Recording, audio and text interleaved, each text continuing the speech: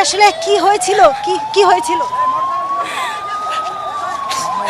একটু traumatise, please, sorry. আসলে এই চোখের সামনে এরকম একটি ঘটনা ঠিক যারা শিক্ষার্থী ছিলেন তাদের জন্য ভয়াবহ। একটু কথা বলবেন যে আপনি তো শিক্ষার্থী, আপনি কি দেখেছিলেন?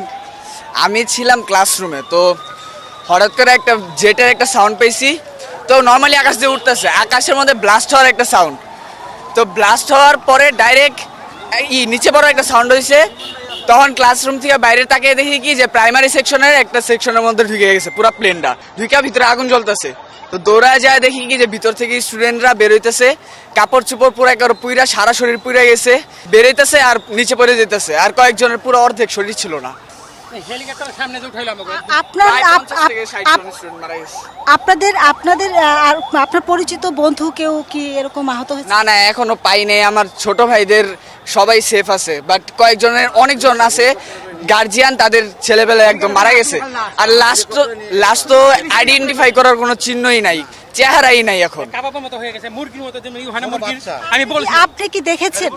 হ্যাঁ, আমি এরকম হেলিকপ্টার সামনে ছিলাম, এরকম যেমন লাশগুলো উঠায় যা আহত ছিল মিলে গেছে গা, ওগুলো দেখছি যেগুলো একদম পুইরে টুইরে একবারে কাবাব হয়ে গেছে গা, এটা লয়ে গেছে গাড়ি দিয়ে নিছে, মেডিকেল গাড়ি দিয়ে নিছে।